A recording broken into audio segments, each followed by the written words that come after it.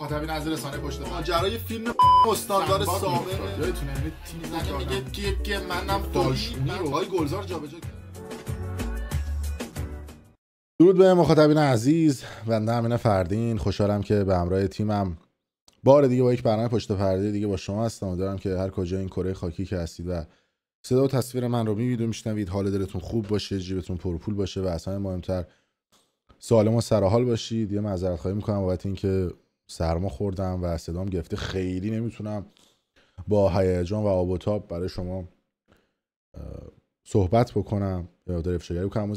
اما امروز قصد داریم که در برنامه پشت پرده افشا بکنیم پشت پرده مرگ مشکوک یک جوون 42 ساله به اسم کیانوش سنجری رو که شاید خیلیاتون راجبش نشنیده باشید، به خاطر اینکه در لحظه ضبط این ویدیو تنها چند ساعت از انتشار خبر خودکشی یا کشتنش در رسانه ها صحبت شده. کیانوش سنجری که یک فعال سیاسی بوده، متولد سال 1361 هستش و اون جوری که خودش میگفته، حالا ما اونجا تصویرشو میذاریم و میبینید، میتونم زوم بکنم راجع به این کیانوش سنجری و صحبت های راجبش بکنیم، چون میدونم که در طول چند روز آینده خیلی صحبت خواهد شد در خصوص کیانوش سنجری، ولی خب ما میخوایم از همون اولش بلافاصله راجع به این قضیه براتون صحبت بکنیم و راجع به پشت پردهش به شما بگیم که دیگه آقا شایعاتو بشوره و ببره.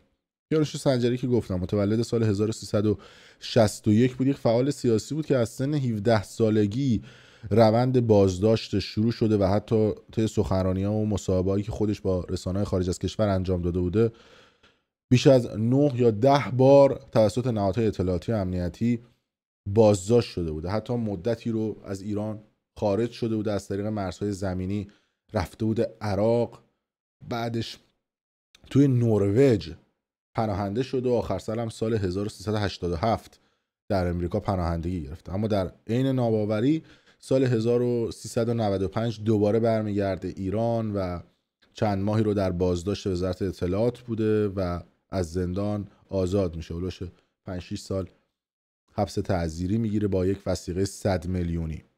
اما ماجرا به اینجا ختم نمیشه. ساعتی پیش خبر اومد بیرون و گفتن که کیانوش سنجری جون خودش رو خودش گرفته، حالا به نوعی اصطلاحاً خودکشی کرده. و نکته تلخ این ماجرا اونجایی که من عموما خیلی دوست ندارم راجع به این موضوعات صحبت بکنم با توجه به موج ناامیدی که توی جامعه هستش و واقعا نمیدونم اگر بخوایم از ابعاد روانشناسی به این قضیه نگاه بکنیم آدم ها به کجا میرسن که تصمیم به همچین چیزی میگیرن. هرچند بعد یه پرانتز باز بکنم که شواهد نشون میده که گویا کیانوش سنجری رو کشتن و چیزی به اسم پایان زندگی یا خودکشی در میون نبوده، که حالا این سند و مدرک‌ها رو من در طول این برنامه به شما نشون خواهم داد. با چیدن پازل ها کنار هم دیگه خودتون به نتایج عجیب و غریب و تلخی میرسید. با بررسی صفحه توییتر کیانوش سنجری نکات تلخی رو داخلش میبینیم.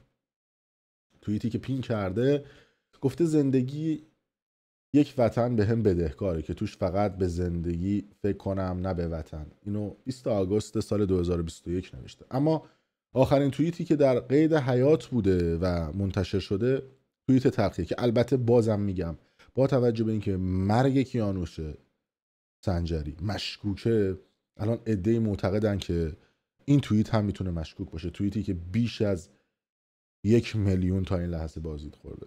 گفته شده که الوعده وفا چی بوده؟ وفا این بوده که ایشون 23 ساعت پیش گفته که اگه تا ساعت 7 غروب امروز چهارشنبه 23 آبان 1403 فاطمه سپهری، نسرین شاکرمی، توماج صالحی و آرشام رضایی از زندان آزاد نشن و خبر آزادیشون در سایت خبری قوه قضاییه منتشر نشه، من در اعتراض به دیکتاتوری خامنه‌ای و شریکاش به زندگیم پایان خواهم داد.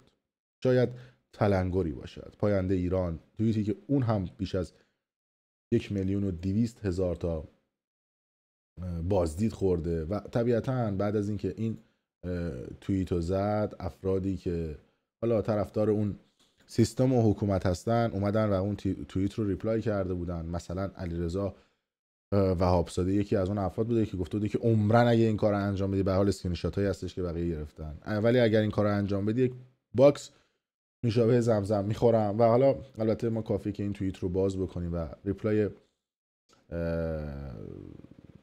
خیلی از افراد میتونیم ببینیم. نازنین بنیادی، نمیدونم خود سالومه، نمیدونم این عده گفتن که این کار اشتباهه، نمیدونم یکی دیگه گفته که نکن این کار رو، و آدما گفتن که جون ارزش داره. خلاصه خیلی از آدم‌هایی که با اون سیستم مشکل دارن تصمیم گرفته بودن که منصرفش بکنن، اما خب به هر حال اون تصمیم خودش رو گرفته بوده طبق شواهد. بعد از اون ساعت 7 شب تصویری از پل حافظ و پاساژ چارسو رو می‌بینیم که این توییت رو تقریبا 4 ساعت پیش زده و آخرین توییتی که ازش اومده بیرون نوشته شده که الوعده وفا، هیچ کس نباید به خاطر بیان عقایدش زندانی شه. اعتراض حق هر شهروند ایرانیه. زندگی من پس از این توییت به پایان خواهد رسید، اما فراموش نکنیم که ما برای عشق به زندگی جان داده و میدهیم، نه مرگ. ما برای عشق به زندگی جان دادیم، ما میدیم، نه مرگ.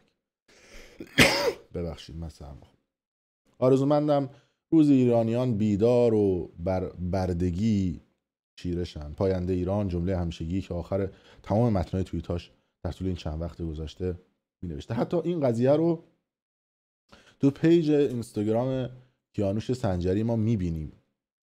حالا پیجی که در لحظه ضبط این ویدیو 5000 تا فالوور داره.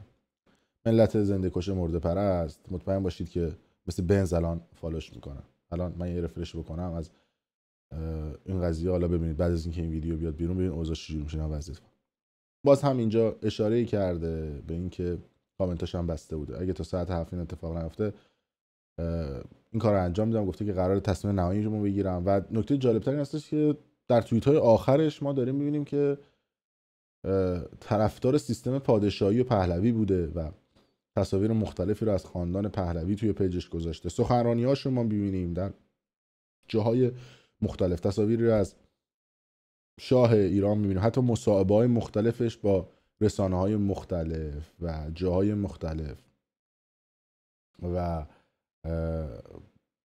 نمیدونم BBC یا اینترنشنال، من و تو، حتی تصاویری از پرونده هایی که توی سالهای مختلف فرش گذاشتن. نمیدونم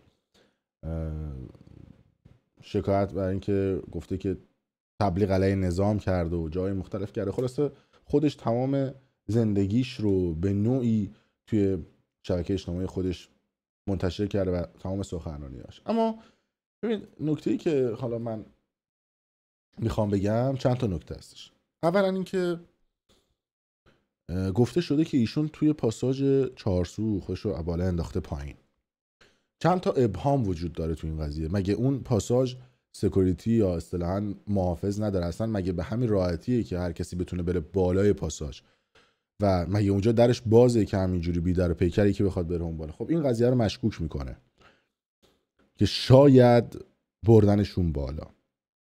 نکته‌ای که این قضیه رو بیشتر مشکوک میکنه وقتی ما سری به ویکی‌پدیای پیج کیانوش سنجری میزنیم که حالا راجع به زندگی نامش گفته، متولد 20 شهریور سال 61، 42 سالش بوده، فعال روزنامه نگار بوده و خلاصه راجع به شکنجه و چیزهای مختلف صحبت کرده. خلاصه همه چیزو خودش توی ویکی‌پدیاش گفته. اما تاریخچه‌ای که تو ویکی‌پدیا هست تاریخچه جالبیه. یه شخصی به اسم مهدی ناطقی الهی ساعت 18:02 یعنی درست 80 دقیقه بعد از خودکشی کیانوش سنجری اومده و این موضوع رو توی ویکی‌پدیای کیانوش سنجری ادیت کرده و گذاشته و راجبش این توضیح رو داده. یعنی 80 دقیقه قبلش. چجور این قضیه رو میدونسته؟ از کجا میدونسته؟ و این نکته‌ایه که اونجا پر ابهامه. و اینکه اون پاساژی که میگن که ایشون اونجا رفته تو چارسو جای مختلف خیلی دوربین‌های امنیتی زیادی داره و داره یک امنیتتون به حال یه پاساژ مدرنی هم هستش اونجا. تصاویر دوربین‌ها میتونه حاوی نکات مهمی باشه و میتونه پرده از رازهای مهمی برداره اگر پلیس امنیت، اگر دستگاه اطلاعاتی و امنیتی و جای مختلف بذارن این تصاویر بیرون. ولی خب اون چیزی که توی توییتر و بین فعالان سیاسی مطرح هستش اینه که میگن کیانوش سنجری به خاطر اینکه یک فرد آزادی خواه بوده، طرفدار سیستم پهلوی بوده، کشتنش.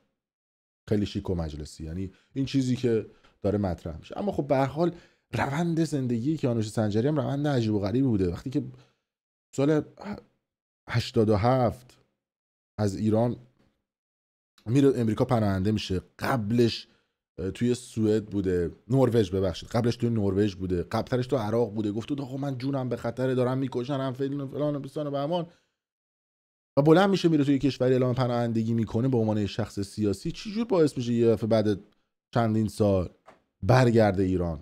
آقا تو مگه فعال سیاسی نبودی؟ مگه جونت در خطر نبوده؟ چجوری برمیگردی؟ تو هرچند عنوان شده از سوی رفقا و رفقای قدیمیش کیانوش سنجری به شدت از افسردگی رنج می‌برده و خیلی درگیر مادرش بوده و دلتنگ مادرش بوده، به خاطر همون هم برگشته ایران و واقعا خیلی روک میگم چه خواهی داشته برگشته ایران. ولی خب البته 2 سال هم در زندان‌ها در حال رفت آمد بود و بعدش هم با یه دونه وثیقه 100 میلیون اومده بیرون. به هر حال اینا نکاتیه که قضیه رو قشنگ نمی‌کنه، قضیه رو مشکوک می‌کنه. تو که اعلام پناهندگی سیاسی می‌کنی چرا برمیگردی ایران؟ حالا یه دیگه میگن عشق به وطن، نه دیگه عزیز من رفته اونجا، من چه دروغی گفته برای پناهندگیش. ولی خب چیز مختلف. البته حالا میان میگن که مادرش مریض بوده به خاطر مادرش اومده ایران. اینکه حالا آزادش هم کردن از زندان اونم حالا یه بحث دیگه است، حالا با وثیقه و چیزهای مختلف. اما خدا رحمتش کنه 42 سالش بوده و جوون بوده و به حال من فکر میکنم که کشتنش، یعنی چیز دیگه ای نمیتونه به غیر از این باشه. و امیدوارم که خدا به مادرش صبر بده. حتما مادرش رو دوست داشته که به خاطر مادرش برگشته ایران و امیدواریم که حقیقت یه روزی برای مردم روشن بشه. درست مثل کارگردانی که توی ایران بود و یه مقداری از اون سیستم حکومت اومد انتقاد کرد، اون بلا رو سرش آوردن. درست مثل خیلی از آدمای پیشکسوت، حالا همین بلا سر کیانوش سنجری اومد. به حال آدمی که تو دانشگاه صدا و سیما بوده، اونجا درس خونده، آدم با استعدادی بوده و نمیدونم چیزی نمیتونم بگم. در صورت دوستان حالا شما هم کامنت بذارید و شما هم نظرتون رو در این خصوص بگید. مرسی که تا این لحظه با ما همراه